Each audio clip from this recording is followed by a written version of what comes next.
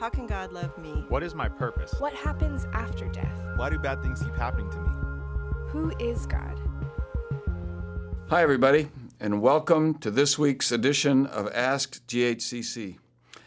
This week, we have a question arising out of some very relevant news that's going on in our country, and the question was this: what should be the Christian response to the continual removal of the Ten Commandments from the public square? Questions like this are coming to the forefront right now because of what happened on Monday, October 5th in Oklahoma. The Supreme Court there ruled in July that the Ten Commandment monument on the lawn of their capital at Oklahoma City was unconstitutional. First of all, it's important for us to understand that that was not unconstitutional based on federal law or the U.S. Constitution. It was a violation of Oklahoma's Constitution.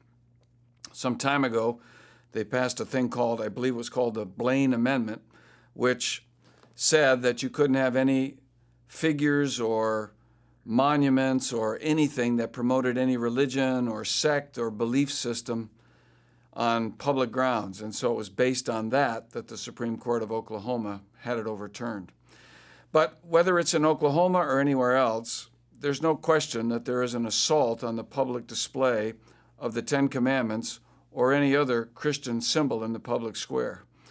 Largely, this is due to a number of factors. First and foremost, Satan hates God and he hates truth.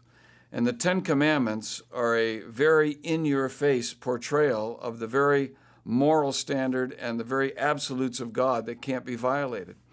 Many people today forget that the Ten Commandments are really telling us there's one God who's to be worshiped above all others, and it outlines for us the morality we're to have in our public life.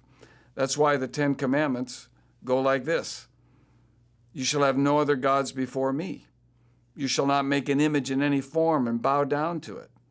You shall not misuse the name of the Lord your God. You shall not violate the Sabbath. You are to keep it holy. You are to honor your father and mother, which is the first commandment with a promise. You are not to murder. You're not to commit adultery. You're not to steal. You're not to lie or bear false witness. You are not to covet anything that belongs to your neighbor. If you have those displayed prominently to begin to influence society, Satan knows that it's just a matter of time until more and more people are going to be aware that they're living in violation of God's standards. And so Satan is behind the removal of any of these reminders from the public square. Secondly, it happens because we are a nation that has moved far away from God, and so the basic foundation and history of our country isn't even taught.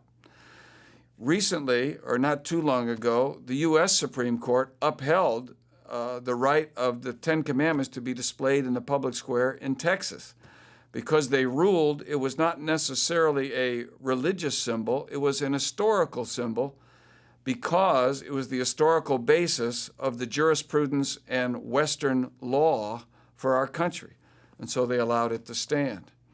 But one of the reasons these things continue on is we have more and more people making decisions like this because they don't know our own history or our Christian founding or the bedrock upon which these Ten Commandments made our country solid.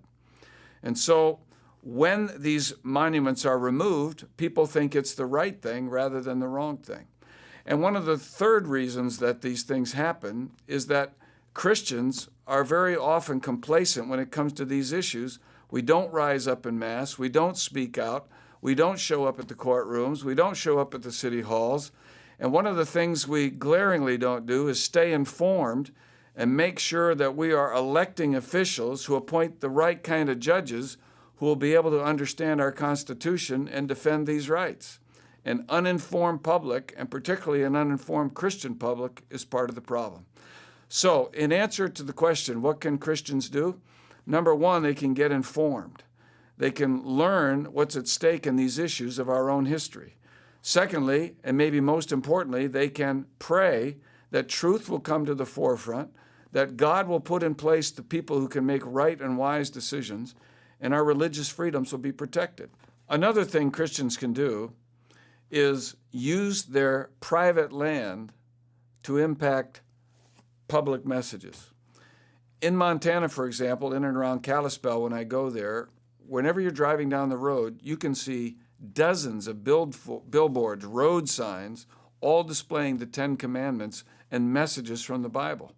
This is because in reaction to being forced to remove things from the public square, private citizens are using their private land to post the Ten Commandments and other biblical messages in very public places for people to see, and they're using their God-given right and ability to get the word out. So those are some of the things that are causing this phenomenon in our country, and how Christians can stand up and make a difference and let God's voice be heard. How can God love me? What is my purpose? What happens after death? Why do bad things keep happening to me? Who is God?